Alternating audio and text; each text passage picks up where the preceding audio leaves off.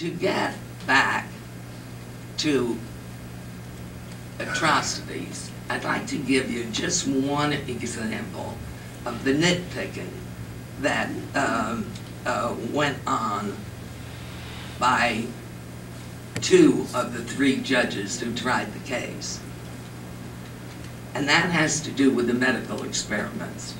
To test the efficacy of Farben products, medical experiments were conducted on concentration camp inmates.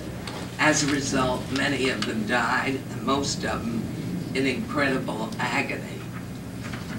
Farben's defense was that when they shipped their vaccines and poisons, such as methylene blue, to the concentration camp doctors, they didn't know that the doctors were going to use them for illegal purposes.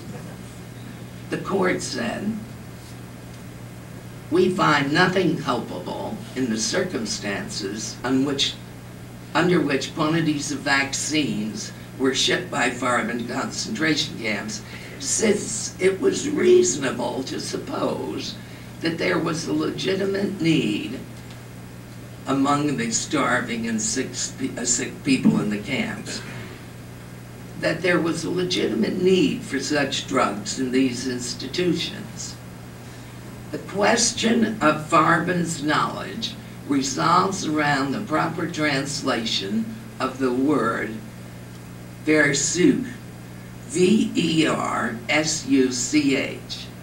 The prosecution says that Versuch means experiment, and that the use of this word in said reports was, quote, notice to the defendants that testing physicians were indulging in unlawful practice with such drugs. The defendants contend, however, that Versuch, as used in the context, means test, and that the testing of new drugs on sick persons under the reasonable precautions that Farben exercised was not only permissible, but proper. Applying the rule that where for credible evidence two reasonable inferences may be drawn, one of guilt and the other of innocence, the latter must prevail, and we must conclude that the prosecution failed to establish that part of the charge here under consideration. Now, if there is a linguistic specialist here who can tell me the difference between testing and experimenting, I'd be very grateful. The thorniest problem the prosecution had in making its case on aggressive war was to show how unique IG was. Without Farben, it's doubtful that Hitler could have taken Austria, the Sudetenland, Czechoslovakia, let alone conquer all of Europe. Rumor had it that one of our judges, before he heard any of the evidence, had said that he couldn't see the difference between IG Farben and DuPont. He became increasingly impatient as we introduced hundreds of documents and charts on organization and size and worldwide subsidiaries. To him, size and worldwide influence and the major source of Hitler's foreign exchange, namely US dollars, were immaterial. To him, the stockpiling from abroad of critical war materiel years before the war broke out was immaterial.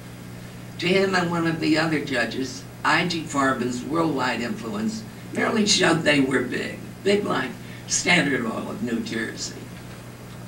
The prosecution felt that we had to show Farben's extraordinary capabilities as the basis for the charge that they conspired in the planning, preparation, and waging of aggressive war.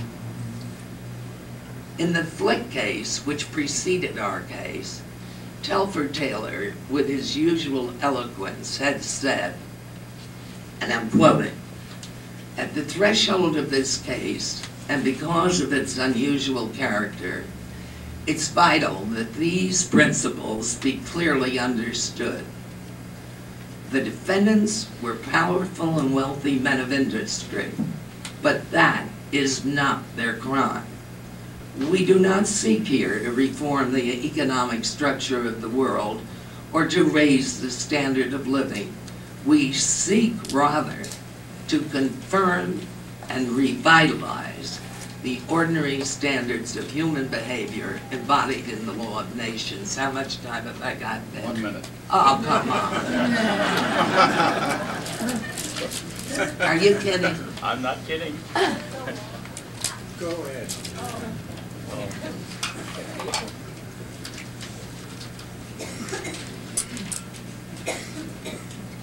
I had gone on at great length to discuss I.G. Farben's connections with the Wehrmacht. And I also wanted to talk, and again to quote Telford, from about spoliation, their plunder of the industries of the various countries that Hitler occupied, because they marched with the Wehrmacht and the German army, and they took over and installed their commissars and management in any plant that was prosperous. If the plant was not, this happened in all over. If the plant were not prosperous, then they dismantled it and shipped it home. Well, as I told you, incidentally, on that charge of spoliation, the few defendants convicted also received insignificant sentences. As I told you, I was in the United States when the decision came down, and I was devastated.